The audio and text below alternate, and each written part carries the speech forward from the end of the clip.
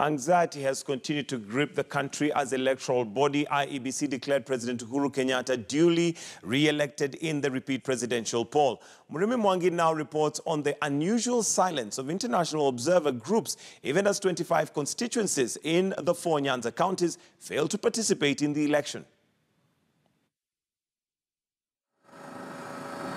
As anxiety grew after the fiercely disputed August 8th election, which was subsequently nullified at the Supreme Court, the European Union observers, their counterparts from the African Union, and former U.S. Secretary of State John Kerry were quick to give the polls a clean bill of health, way before the mandatory forms 34A and 34B arrived at the National Tallying Center, amidst opposition leader Raila Odinga's protests. I know what it's like to lose an election. I lost by one state, the presidency of the United States.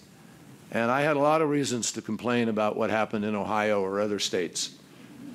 But you got to get over it and move on. The observers have not helped Kenya to resolve this dispute. They have confounded it by giving basically an approval to a fairly flawed process. And therefore, I'm very disappointed, Mr. John Kerry.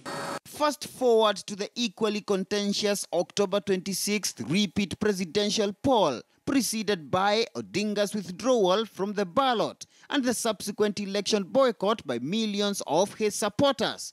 And the international observers are suddenly tight-lipped. The head of the AU mission, Thabo Mbeki, who addressed the media on Sunday, also cautious on his post-mortem of the polls. We don't want to make any conclusions so far. We will make the conclusions. How many stations have you visited? Your team, not you in all. Did your team? I don't know very many. We had a team of observers in 18 counties.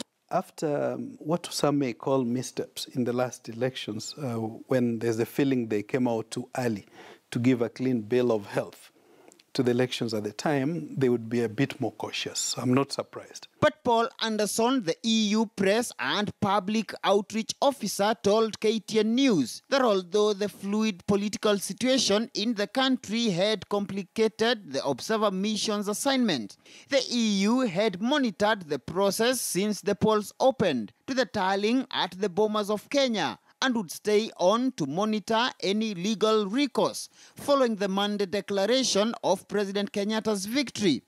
A change of tact by most observer missions, seemingly informed by the embarrassment of endorsing the August 8th polls, which would be overturned by court.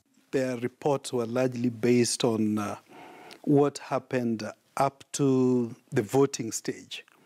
I wouldn't fault them. It's like they kind of believed, because everything looked so okay up to the voting and tallying time, they would have had no reason to doubt or suspect anything fishy would happen. You said you endorsed the fraud process. Yes. You're endorsing a fraud process. No, the observers, the international observers, made some observations. That includes the domestic ILOC made the same observation. And you would have seen, if you read the decision of the Supreme Court of Appeal, Supreme Court of Appeal agrees with us in terms of what we had observed. Odinga is due to issue a major statement on Tuesday regarding his next move, leaving Kenyans guessing the observer mission's verdict of the repeat poll, which failed to take place in 25 constituencies within the four Nyanza counties. Thank you, sir. You're live on air. Even as Odinga and President Kenyatta's deputy William Ruto tactfully turned to international media to sell what has been widely viewed as headline narratives regarding the October 26th poll to the international community.